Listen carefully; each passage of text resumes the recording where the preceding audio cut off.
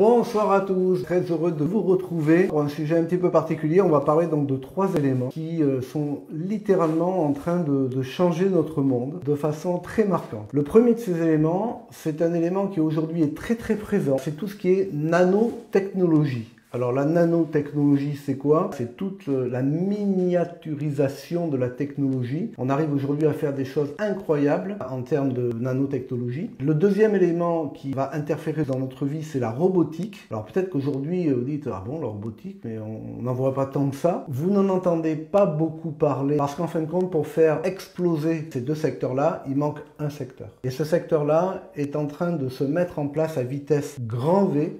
Et ce secteur, c'est celui de la communication. Je pense que vous n'êtes pas sans savoir qu'aujourd'hui, la 5G est en train de se déployer à vitesse grand V à travers le monde. Il y a des polémiques par rapport à ça, mais c'est vraiment pas le sujet, donc je ne rentrerai pas là-dedans. On peut voir les choses de différentes façons. Il y a toujours des gens qui veulent profiter de certaines choses pour avoir du pouvoir sur d'autres personnes, et je pense que ces personnes n'y arriveront pas, parce qu'à terme, les gens s'éveillent de plus en plus à tout ce type de supercherie. Alors, qu'est-ce qui va se passer? Qu'est-ce qu'il est en train de se passer? La nanotechnologie est vraiment très développée, la robotique aussi. Pour vous donner un petit peu une idée en matière de robotique, vous avez là, pendant cette période sanitaire très difficile, vous avez vu l'apparition dans certains hôpitaux italiens d'infirmières robots, d'infirmières ou d'infirmiers. Vous l'appelez comme vous voulez, mais en fin de compte, ces robots ont accompli des tâches à la place du personnel de santé pour préserver justement la santé du personnel de santé. Il faut bien se dire une chose, si aujourd'hui on voit des robots dans ce domaine, un domaine où la présence humaine fait quand même une grande différence, parce que quand des gens ont besoin de soins, ils ont besoin aussi de chaleur humaine, ils ont besoin de réconfort. Souvent les gens qui sont dans le domaine de la santé, pour pas dire tout le temps, sont des gens qui sont investis et qui ont à cœur d'apporter quelque chose, de faire une différence. Ils reprochent souvent qu'on ne leur donne plus les moyens de le faire, et c'est vrai, malheureusement. Et en l'occurrence, si on voit apparaître cette robotique à ce niveau-là, dites-vous qu'on va la voir apparaître partout. Et dans tous les domaines où l'être humain n'a plus, je dirais, d'utilité en soi. Alors vous pouvez imaginer tous les domaines, c'est pas moi qui vais vous faire toute la liste, hein, mais si on le retrouve dans le domaine de la santé, imaginez-vous où on peut le retrouver. Bah quasiment partout. Ça peut effrayer des gens. Les gens peuvent dire « Oh, vers quoi on va? C'est dramatique, il va y avoir des millions de chômeurs, on ne se rend pas compte, qu'est-ce qu'on est en train de faire ?» Vous ne pourrez jamais, personne ne pourra jamais aller contre l'évolution. Parce qu'aussi dingue que ça puisse paraître, on voit toujours quand il y a de l'évolution, il y a toujours des gens pour mettre en garde tout le monde contre cette évolution. Mais elle arrive quand même. Du temps où l'automobile a commencé à envahir les rues, il y a plus d'un siècle de ça, les gens voulaient pendre les fabricants d'automobiles, tout simplement parce qu'ils allaient créer du chômage dans le domaine de la diligence. Vous voyez un petit peu l'état d'esprit. Rien n'a changé. C'est-à-dire qu'aujourd'hui, dès qu'il y a une évolution, on est contre. Et ce qu'il y a de fantastique, c'est que l'évolution va toujours dans le sens de faciliter la tâche à l'être humain. Et donc de lui éviter des tâches ingrates. Là où je trouve que c'est fantastique ce qui est en train d'arriver, c'est que quand la 7G va être totalement déployée et que les satellites de communication, il faut savoir qu'il y en a à peu près 2000 aujourd'hui dans l'espace, et il y a 12 000 qui vont être mis en orbite dans les 5 ans qui viennent. Quand tout ça sera déployé, on va avoir ce qu'on appelle la connexion des objets. Alors il y en a qui rêveraient d'avoir la connexion sur les êtres humains et de pouvoir les dominer. Encore une fois, pas d'inquiétude à ce niveau-là, ça n'arrivera pas parce qu'il y a suffisamment de gens éveillés pour tirer la sonnette d'alarme, et il y en a de plus en plus qui s'éveillent et qui tirent la sonnette d'alarme. Et moi, ce que je vois de fantastique à travers ces 3 choses, c'est que ça va permettre aux gens de se libérer de cet esclavagisme moderne qu'est le monde salarial. Parce que, aussi loin qu'on puisse regarder, le monde salarial, ça n'a à peine qu'un siècle. Donc, dans l'échelle de l'humanité, c'est tout récent, c'est rien du tout. Entre 1906 et 1975, le monde du travail s'est métamorphosé. Dans ces années-là, s'inventent les idées mêmes de droit du travail, de retraite, de protection sociale, en un mot, de salariat. Et ça a été inventé pour asservir des gens par rapport à d'autres, ni plus ni moins. Et on a pris ça comme une norme. On s'est dit, c'est super, en fin de compte, j'apprends un job, et puis je travaille pour une autre personne toute ma vie, je fais ce qu'elle me dit, je m'assois quand elle me dit de le faire, je me lève quand elle me dit de le faire, je me couche quand elle me dit de le faire, je prends mes vacances quand elle me dit de le faire, elle me dit combien je vaux ou combien je vaux pas, elle se sépare de moi quand elle a plus besoin de moi. Hey! Quit stalling, get back to work. Go on.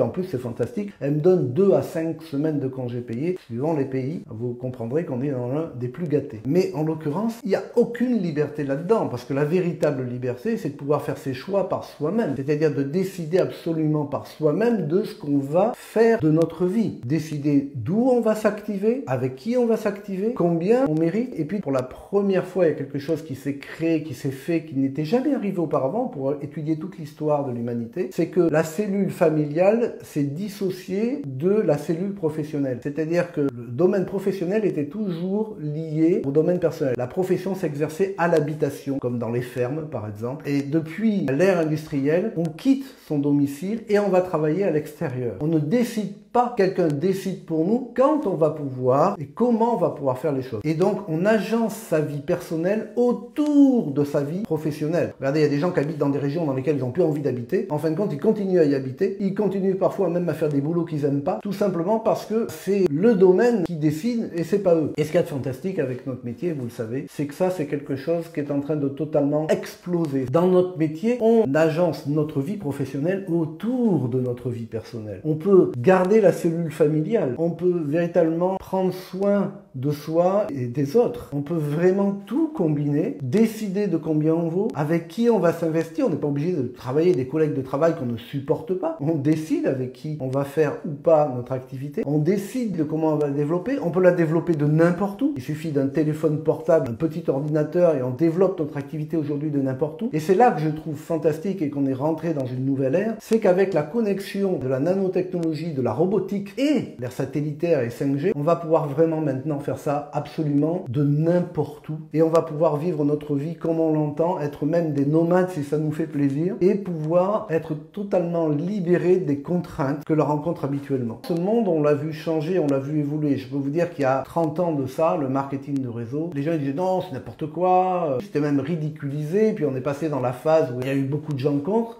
Je peux vous dire, on rentre dans la phase là où les gens vont dire mais c'est une évidence le marketing de réseau. C'est tout à fait en adéquation avec la vie qu'on a toujours voulu. Je reste près de ma famille, j'agence mes horaires, je gagne ce que je veux, je peux vivre où je veux, je peux travailler avec qui je veux, je peux m'arrêter quand je veux, je peux reprendre quand je veux, je décide de me congé, mais c'est la liberté totale. Et ce qui vient d'arriver là a fait prendre conscience à beaucoup de gens qu'en fin de compte, c'est la solution idéale. C'est peut-être pas la solution parfaite, mais c'est la plus adaptée. Et c'est pour ça qu'on voit aujourd'hui une explosion du nombre de personnes qui rejoignent les réseaux, parce que les personnes ont découvert le télétravail pour beaucoup d'entre elles. Beaucoup ont aussi découvert l'instabilité, l'insécurité de la fameuse sécurité du monde salarial et beaucoup d'autres vont arriver. Il y a un avant et un après Covid-19, un avant et un après confinement. Il y a beaucoup de petites et moyennes entreprises qui vont fermer. Il y a donc beaucoup de commerçants, d'artisans ou autres qui ne vont se retrouver sans rien. Ça peut inquiéter beaucoup de monde, mais moi ça me réjouit dans le sens où plein de gens vont s'éveiller à la liberté dans le travail. Alors qu'il va y avoir des millions de chômeurs, qu'il va y avoir beaucoup de difficultés, beaucoup de gens vont dire ok, en fin de compte, il faut que je compte sur moi, ou c'est que je peux trouver une solution qui me permet de compter sur moi et de m'épanouir. Quelque part par force peut-être, pour certains, ils vont découvrir le monde de la libre entreprise. Et ces gens-là, on va pouvoir les accueillir avec nous, on va pouvoir les accompagner, ils vont pouvoir vivre une vie épanouissante et en se disant mais pourquoi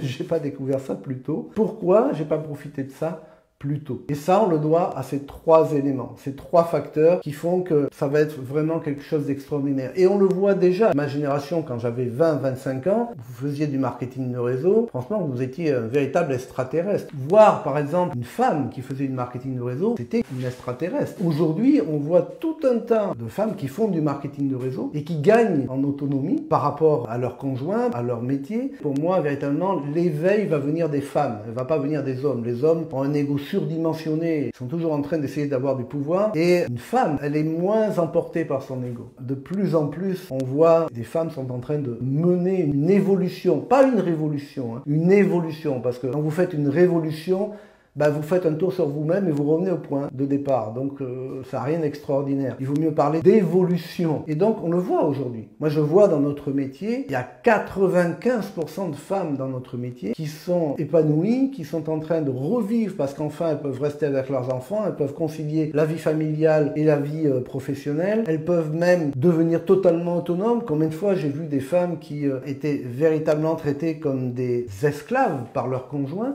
et qui là s'épanouissent totalement et osent aujourd'hui dire ok, non mais si ça va pas, je peux enfin m'assumer, je peux être indépendante et je peux avoir une autonomie totale et une liberté totale. C'est pour ça que je suis persuadé qu'aujourd'hui les choses sont en train de changer définitivement, qu'elles prennent un essor incroyable. Il y a 30 ans de ça, faire du marketing du réseau c'était en couple, basta, ou alors on autorisait, c'était un peu va t'amuser, va vendre des produits, voilà, faire un peu de vente, mais là c'est pas du tout ça. On voit des femmes aujourd'hui qui sont de véritables chefs d'entreprise et qui sont en train de mener un mouvement. Et nous les hommes, quelque part, on n'a plus le choix. Les hommes aujourd'hui qui sont complètement fermés à voir leur compagne s'épanouir et devenir totalement autonomes et qui veulent les garder près d'eux, dépendantes d'eux, ils ont tout faux.